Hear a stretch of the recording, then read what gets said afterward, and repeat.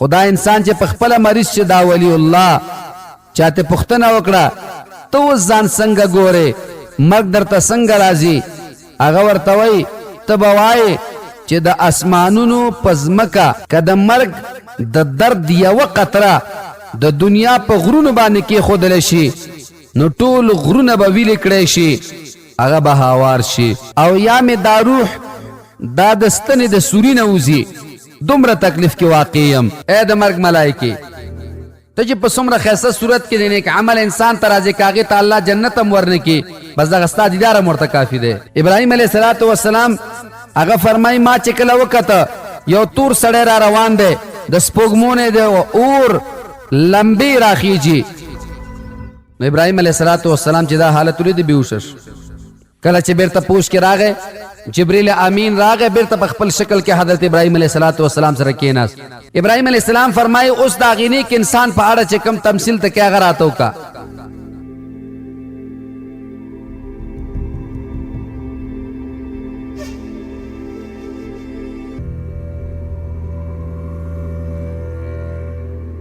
الحمد لله وكفى وسلام على عباده الذين اصطفى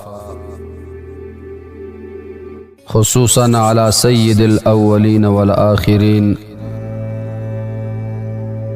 محمد وعلى آله وأصحابه أجمعين قال الله تبارك وتعالى إن الله وملائكته يصلون على النبي يا أيها الذين آمنوا صلوا عليه وسلموا تسليما اللهم صل على سيدنا ومولانا محمد وعلى آل سيدنا ومولانا محمد كما صليت على إبراهيم وعلى آل إبراهيم إنك حميد مجيد هغه د ټول انسانیت پورې تعلق لري او دا داسې حال دی چې په هر انسان باندې طواري کیږي هر انسان به د دغې وخت ښکار ګرځي که د چا خوښه وي که خوښه نه وي په زور او په رضا دې کې رضا او زور د چا دخل نه دی هغې ته ویلی شي د مرګ د سختیو او کړاوونو بیان موږ او تاسو په دې عقیده یو چې د دې دنیا دا زندگی دا فانی ده دی پسې چې کومه زندگی را روانه ده هغه ابدالابد زندگی ده هغه نه فنا کېدونکې او نه ختمېدونکې زندگی ده نو په دغې حالاتو کې دا د مرګ سختۍ زغمل دا هم دا په هر چا باندې دي هم په نیکانو باندې دي او هم په بدانو باندې دي خو صرف دومره فرق دی چې په نیکانو باندې لږ اندازه کمی او هغوی د دغې حالت نه هم د الله رب ذوالجلال د رضا لذت پورته کوي او بدان چې دي نو هغې باندې خبره سخته وي او د اجر نم خالی وي حضرت حسن رضی اللہ تعالیٰ عنہ فرمائی پیغمبر علیہ الصلوۃ والسلام مبارک مرګ او د هغې سختۍ او دردونه بیان کړه او بیا یې موږ ته وویلې چې ای صحابو مرګ د توري د 300 ګزارونو په اندازه باندې سخت دی دومره سخت کار دی لکه یو انسان چې 300 توري ووهي نو د مرګ حالت دغسې سخت دی د دې زغمل بل روایت کې راځي رسول الله صلی الله علیه وسلم مبارک نه د مرګ او د هغې د سختیو په باب پوښتنه وشوه مبارک وفرمایل تر ټولو اسان ترین مرګ دومره زور لري لکه اغزی لرونکی لخته چې له وړیو نه راوباسي نو بیا پوښتنه کوي آیا دغسې لخته به له وړیو راوتلو پرته راوځي یعنې نه راوځي ځکه چې یو ازغیداره لخته په وړیو کې بنده کې او بیا یې کشکاږي امکان نه لري چې دا همداسې ساده او صفا بې تکلفه د دغې وړیو نه راوځي بلکې ځان سره به وړۍ پورته کوي. پیغمبر علیه الصلاۃ والسلام مبارک یو مریض ته ورغی، بیا یې وویلې زه پوهېږم چې دا څه سره مخ دی، د هر رګ د مرګ د وجې درد کوي، که په د باندې حالت عجیبه تواري کېږي. اوس د هر یو رګ هغه د مرګ د درد د وجې درد کوي، یعنی د مرګ د راتلو نه مخکې هغه هیبت د مرګ چې دی هغه د رګونه دردولی دي. علي کرم الله وجهه به د جهاد په جنگ باندې خلق تشویقول چې تاسو د جهاد میدان ته راځئ، او بیا به دا ویلې که ونه وژل شئ نو مړه به شئ. زما د په هغې ذات قسم وي چې زما نفس د چا په واک کې دی چې د تورو زر گزاره دا په ما باندې د بړستنې د مرګ نه آسان دی. یعنی څنګه؟ یعنی که زر توری را باندې راشي او زه شهید شم نو بیا هم آسانه ده، ځکه نبی علیہ الصلوۃ والسلام د عام مړي په اړه ویلي دي چې عام انسان چې مړ کیږي دومره سختی برداشت کوي لکه یو انسان چې 300 توری ولګیږي، 300 توری ولګیږي. ځکه وایي دا میدان جنگ دی، دلته به ته د یو توري د لاسه د علي صاحب مقصد دا دی د یو توري د لاسه یا 2 د لاسه یا 3 د لاسه یا د 10 د لاسه به ته شهید شي،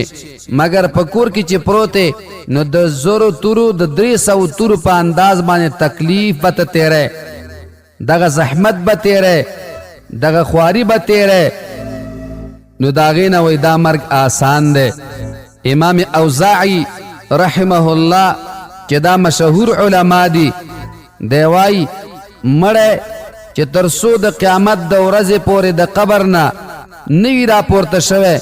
تر هغې وخته پورې دی د مرګ دردونه احساسوي. الله اکبر. هغې وخته پورې به دی د مرګ دردونه احساسوي، په قبر کې پروت دی، په لحد کې پروت دی،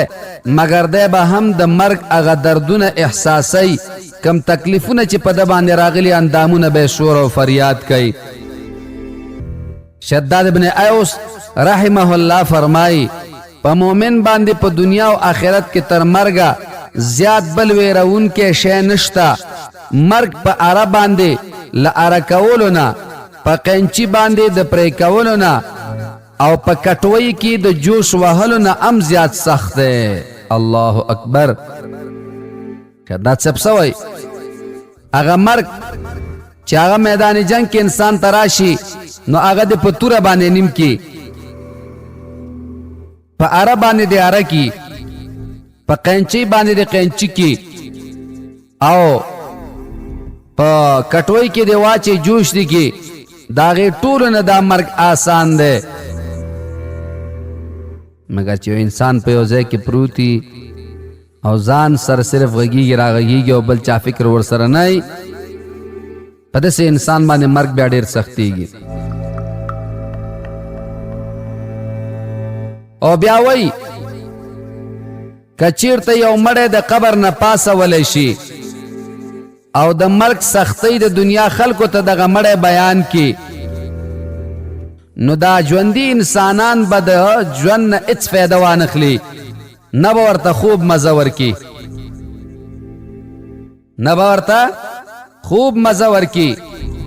او نه به د ژوند نه څه فایده واخلي. الله اکبر. زید بن اسلم رحمه الله فرمایي چې د پلار نه مې اورېدلی دي کله چې مؤمن خپل درجې ته ونه رسیږي، کومه درجه چې الله دته مقرر کړې ده د عمل په وجه باندې درجې ته ونه رسیږي، نو الله تعالی په داسې انسان باندې مرګ سخت کی چې د هغې سختیو په وجه باندې مرتبو ته ورسیږي. نو ګوره مؤمن ته بیا د دې راحت میلاو شه،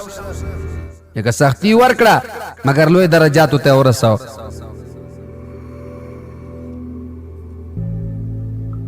او کله چې کافر نیکی وکي او پاغي باندې ثواب ورته نه ورکړی شوی ځکه د کافر عمل هغه تباہ برباد دی، نو الله تعالی په دغه کافر باندې بیا مرګ آسان کی، ځکه د هغې نیکیو بدله ورته دنیا کې ورکی. آخرت کې خود د پاره سشتنه و ما له فی الاخرت من خلاق دې د پاره په آخرت کې صحیح څه نشتا. امام غزالی رحمت الله علیه د یو بزرگ نه روایت کوي چې دبا هغه انسان ته چې قریب الموت بو مرګ ته بنزدې و نو هغه نه بدی ولی پوښتنه کوله چې مرګ درته څنګه راځي. خدا انسان چې په خپل مریض چې دا ولی الله چاته پوښتنه وکړه ته اوس ځان څنګه ګورې مرګ درته څنګه راځي هغه ورته وایي ته به وایې چې د اسمانونو په ځمکه د اسمانونو نه په ځمکه زه راغورځول شوی یم او یا مې دا روح دا د ستنې د سوري نه وځي دومره تکلیف کې واقع یم. دومره په تکلیف کې یم لکه یو سړی چې د پورته اسمان نه لاندې راغورځېږي. او دویم مثال ورکوي دومره په تکلیف کې یم لکه زما دا روح چې د ستنې د سوري نه وځي. نو د ستنې هغه سوری تاسو ته معلوم دی موږ ته معلوم دی.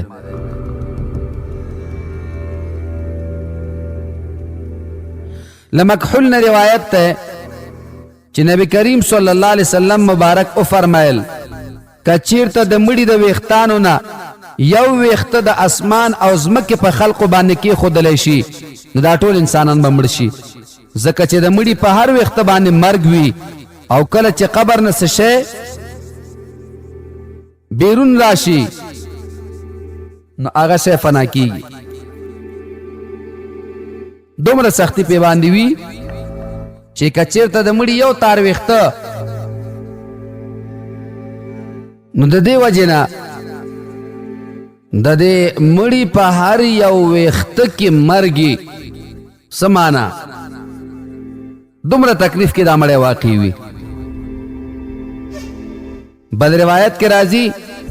که د مرګ د درد یوه قطره د دنیا په غرونو باندې کې ښودلی شي نو ټول غرونه به ویلې کړی شي هغه به هوار شي. کله چې حضرت ابراهیم علیه السلام وفات کېده نو الله رب الجلال ورته فرمایل ای زما خلیفه تا مرګ څنګه محسوس کړ؟ هغه ویلې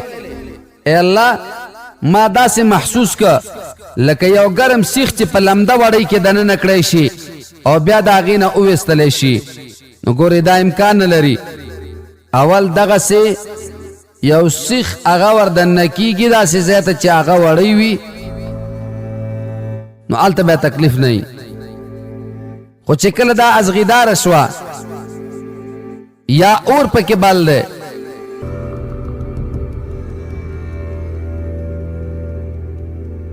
نو دغه سیخ چې دغه پورې ولګېده وړۍ پورې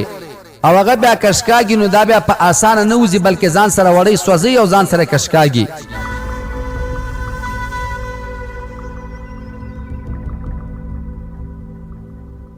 ابراهیم علیه السلام ورته وایي کله چې یو سیخ په لمده وړۍ کې دننه کړی شي او بیا یې ترې نه وویستلی شي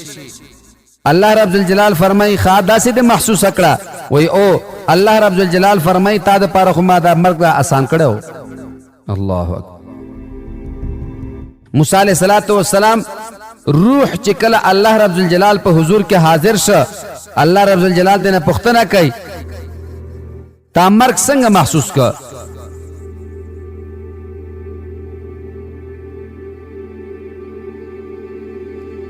مرګ د څنګه محسوس کړ؟ هغه ورته وویلې څنګه چې مرغۍ په لومه کې ونښلي او مړه نه شي بلکې هغه نجات غواړي نجات دپاره هغه خیزه کې وهي خو خلاصېږي نه. همدغه حالت د مړي دی چې په دغه وخت د نزا کې وي د ده نه دغه لحد په روح پورته کېږي هغه حالت. او داسې روایاتو کې هم راځي حضرت موسی علیه السلام ورته وایي ما داسې محسوسه کړله دومره سخته مې محسوسه کړه د انسان نه چې کله روح وځي نو ما داسې فکر وکړه لکه ژوندی حیوان نه چې قصاب پوستکی وباسي.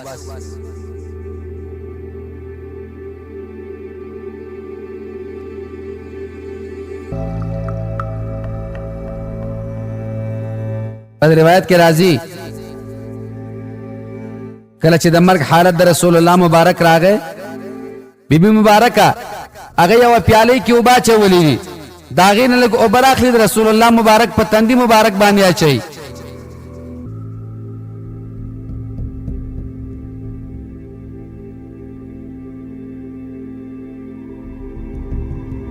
نو وایي داسې مې محسوسه کړه.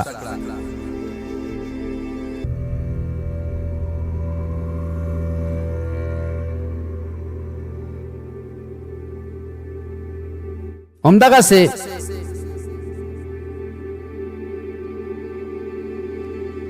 د ډیرو علماو نه راځي،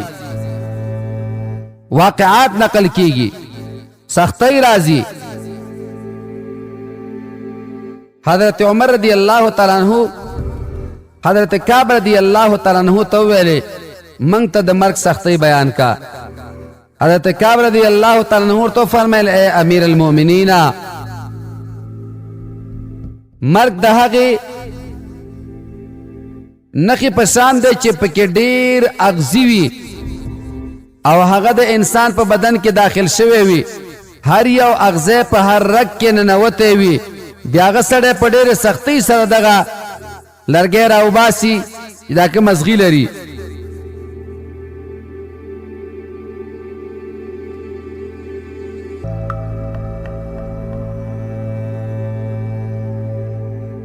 نو تاسو په خپله فکر وکئ، کله چې دا روح بیا وځي د پورې پوټي د غوښو نښتې وي، ولې د ده دا روح چې دی دا د انسان بدن رګ رګ ته رسېدلی. بل روایت کې راځي ناڅاپي مرګ د مؤمن د پاره راحت او د ګناهګار د پاره زحمت وي.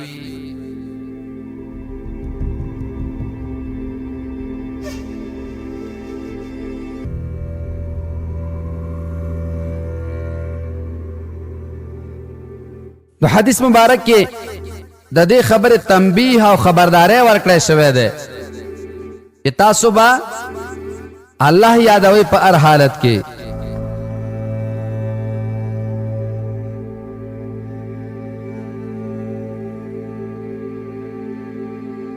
حضرت ابراهیم علیه السلام ملک الموت ته یو ځل ویلې ما ته خپل هغه اصلي صورت وښایه، کم صورت کې چې ګناهګار انسان ته راځي د روح ویستلو دپاره. ملک الموت ورته وویلې ته زما د لیدلو طاقت نه لرې، او وایي زه ستا د لیدلو طاقت لرم. عزرائیل علیه السلام ورته وویلې د لږ وخت دپاره هغې بلې خواته وګوره. هغه چې کله بلې خواته وکتل، کله چې ابراهیم علیه السلام ته آواز کیږي، ګوري چې یو داسې تور سړی را روان دی.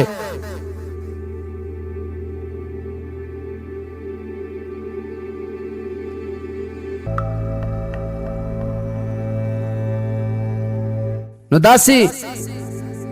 نیک عمل او بد عمله هغې کې بیا فرق شته، یو خو د الله تعالی رحم دی.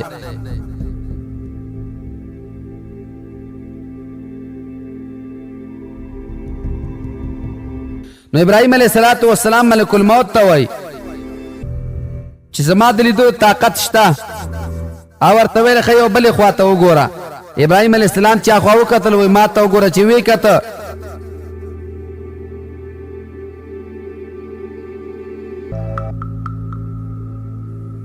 ابراهیم علیه السلام هغه فرمایي ما چې کله وکته یو تور سړی را روان دی، د سپوږمو نه د اور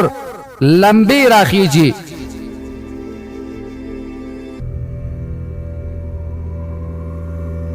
نو ابراهیم علیه السلام چې دا حالت ولید بیهوشه شو.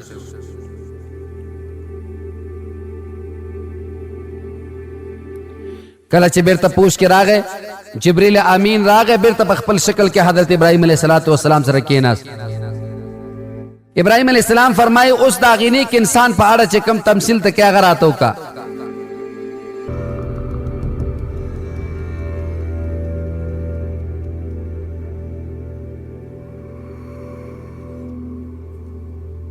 نو ورته وایي چې اوس هغه اصلي شکل کې راته ځان وښیه چې نیکانو ته راځې. کله چې وکته ښایسته نوجوان دی، ښایسته بوی تیزي، ډېر په خوش اخلاقۍ راغی. ابراهیم علیه السلام وویلې ای د مرګ ملایکې،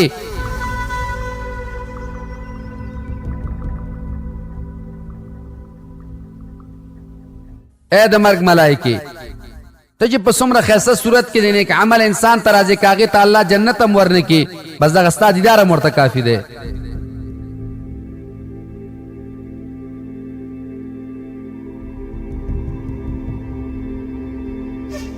نو نیک عمل انسان